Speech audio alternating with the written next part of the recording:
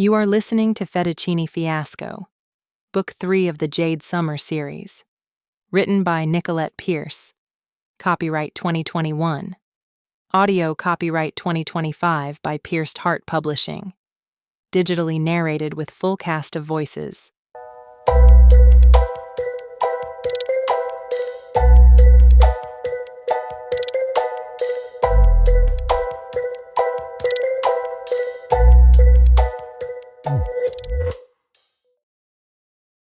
Chapter 4. What's the plan? Mila asked the next morning as she twirled a lock of her purple highlighted hair. She had been working on her laptop all morning, trying to find more information about the company. But she needn't have bothered. The only information was from the news, and most of it was old. I sighed and sat on the couch. I don't know. I can't force my way up to the loft, and even if I did, I wouldn't know what to do anyway. If I ask to be released from fighting, they'll say no. Maybe I should fake my death. That would solve everything. No, it wouldn't. It's ridiculously hard to do, and you wouldn't be able to return home. Ever. Doesn't matter.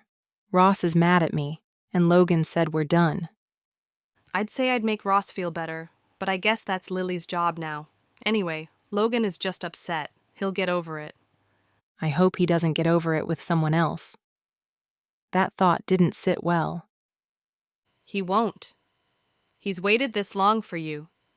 He'll wait some more. Wait? He was engaged.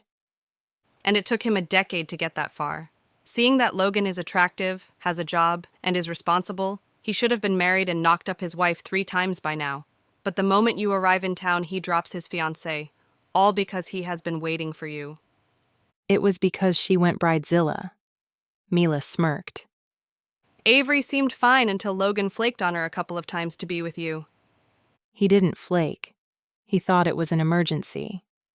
And then she met your family, and her life was destroyed in a matter of days. Don't remind me. I suppressed a shudder. Avery never stood a chance. Let's get back to the problem at hand without getting Nana or anyone else involved. Nana Nina's too busy with her casino to worry about anything else right now anyway. Maybe next time Logan starts sniffing around your corner, point him over to Nana's nefarious activities. He'd be too busy wrangling her to worry about you. Throw Nana under the bus? Ordinarily, I would say no to something like that. But Mila might be onto something. Nana's illegal senior gambling ring needed to be stopped, and Logan would never arrest her. 2 birds, 1 stone. I'd have to ponder that more. I think we should interrogate Uncle Sal. From what you said about his encounter with Carlo, he must know the most information. If he knew what they were doing to you, he'd spill. Or he'd not tell us anything and then try to be a hero and get himself killed. Mila nodded. I suppose. But he's the only one who knows anything about the company. Sparrow has connections with them. That's how this whole thing started. If it wasn't for Sparrow opening online betting against my match with the sumo wrestler, the company would have never known. Good luck finding Sparrow. Kobe said he's gone missing. I nodded, knowing we couldn't find Sparrow unless he returned to his spot in the park, which meant Uncle Sal was our only hope. I guess I'll need to speak with Uncle Sal, I said. You have time to call him before your match at the 411. This conversation can't happen by phone. I'll swing by his place on my way. Then we should head out now. Give me a couple minutes to get ready. You don't have to come if you don't want to. We're in this together. I smiled as she closed her laptop and headed to her room. I wondered what I did to deserve such an awesome friend and roommate. I knocked on Uncle Sal's apartment door. As far back as I could remember, he'd always lived in apartment 1A. The 4-story brick building hadn't changed much, only the level of deterioration. Mila stood close to me, eyeing the hallway's peeling wallpaper and dirty floor. A pungent scent of urine made me cover my nose as we waited for Uncle Sal to open the door. Not wanting to linger in the hallway had me banging on his door again. Keep your shirt on. I'm coming. A moment later, the deadbolt scraped open, and Uncle Sal scowled at us from beyond the chained door. Once he realized it was me, he grinned. "Hey, imp, what are you doing here?" "Hoping to talk to you for a few minutes." He closed the door, and I heard the chain slide off. He reopened the door and waved us inside. "You just missed Frank. Went out for groceries a minute ago." Lucky break for me, "Have a seat." Uncle Sal said as he shuffled us to the living room. "Want anything to drink?" "We're fine," I said. As Mila and I sat on his worn leather couch, I scanned the living room. Not much had changed in the apartment. Same leather furniture, same brown curtains, same brown shag carpeting. The only difference was the flat-screen TV, and not the 1,000-pound console that used to take up half the wall. On the walls and scuffed end tables were the same old photos. Most were of my family. Some were of his family. He used to tell me stories about them, and they were always entertaining. Maybe not so much for his cousin Alfie, a.k.a. Arson Al. He now swims with the fish courtesy of Tony the Trout. "Tell me about Alfie," I said to Uncle Sal when he groaned into his recliner. "Alfie?" He chuckled. "I thought you were too old for those stories." I shrugged. I was wondering how Alfie got involved with the company. He eyed me. "This is about yesterday, isn't it?" There was no tiptoeing around the subject when he already figured it out. "Yes. How did you know that guy?" "Who says I did?" "If he was a random company peon, you might have warned me he was bad news. But you were angry, as if he stepped into enemy territory. Was that it? Was this some kind of turf breach? Did Uncle Sal have some secret mafia group? Seemed unlikely with the amount of time he spent with Uncle Frank, including all the time they ate and drank at the restaurant. Uncle Sal would never have time to orchestrate anything from the dining chair. But Vito Scarcella did. He worked from the back booth of his shabby diner.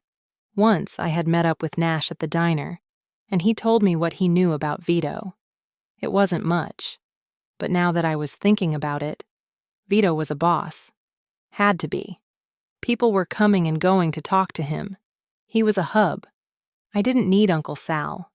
I needed Vito. And maybe Nash too.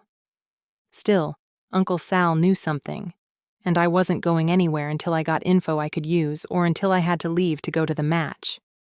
"Enemy territory?" Uncle Sal scoffed. "The company has their fingers in enough pies. They don't need to be dipping into our cannoli. Everything they touch goes to hell. The last thing the restaurant needs is for them to start pulling strings." Sounds like you've been on their strings before. "No, but I know people who have been, and it never ends well. Never. You already know Alfie's story, but there are countless others. I don't want to see you or any of the family getting hurt by them." That's sweet, Mila said. Yes, sweet. But it didn't give me any information.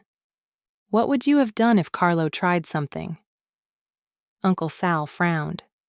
"Not sure I could have done much of anything, but I'll be damned if I'm going to sit on the sidelines while they sink their claws into the restaurant.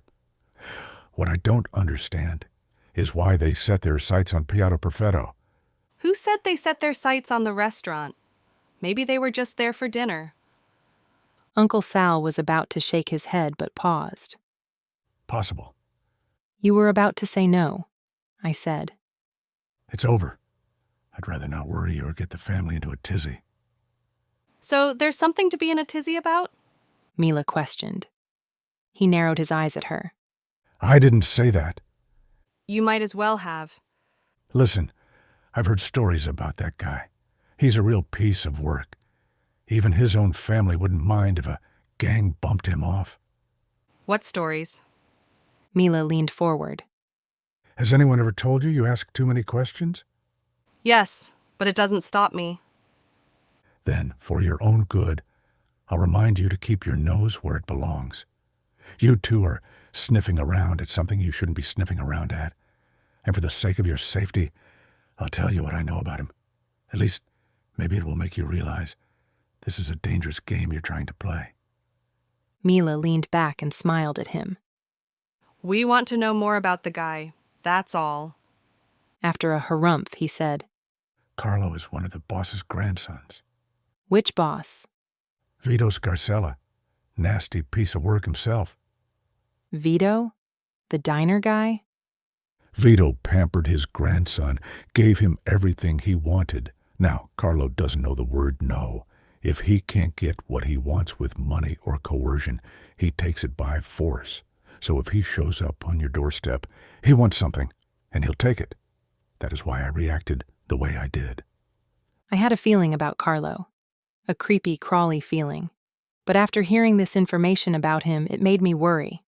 Not only about my safety, but that of the restaurant and my family.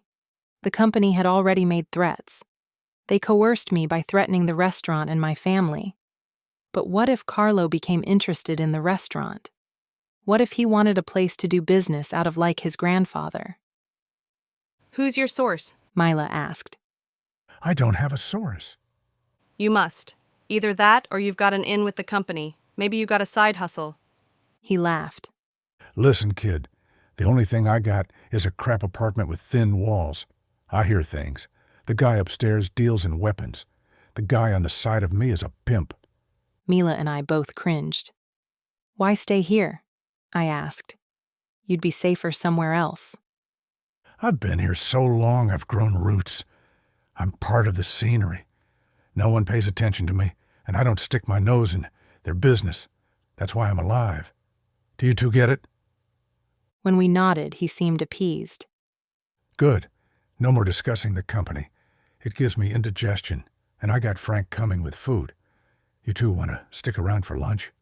I can't promise my cooking will be as good as Dot's, but it can't be as bad as Frank's. No, but thank you, I said as I stood. We have lunch plans already. And you'll keep your nose where it belongs? I leaned down to give him a kiss on the cheek. It will stay where it is. Which was already deep in company hell. Good. You two go have fun. Mila stood and followed me to the door. I opened it as Uncle Frank came through with 2 bags of groceries in one hand and a 12-pack of beer in the other. It looked as though he hadn't used a razor in weeks, and his dark gray hair hadn't seen a brush. Hey, what brings you guys here? He asked as we swapped places. I backed up a step as his breath caught me by surprise. Smelled like he hadn't bothered brushing his teeth either. Just saying hello, I said. And leaving already? I nodded. Just a quick visit. Oh, okay. Well, say hello to everyone for me. You can come to the restaurant and say hello too. He frowned. Things are a bit complicated. I know, but you're still family. He shied away. Maybe when things settle down. I hope that's soon. Me too. I hoped things worked out for him. While I thought Aunt Dot and Uncle Frank were probably better off separated, he seemed lost without her. I wasn't sure why, though. When they were together, he spent most of the time dodging her. But that was their issue to work out. I had my own issues to deal with. This visit wasn't a total loss. I learned something useful. Vito Scarcella might be my ticket out of my predicament, and that meant a trip to the diner.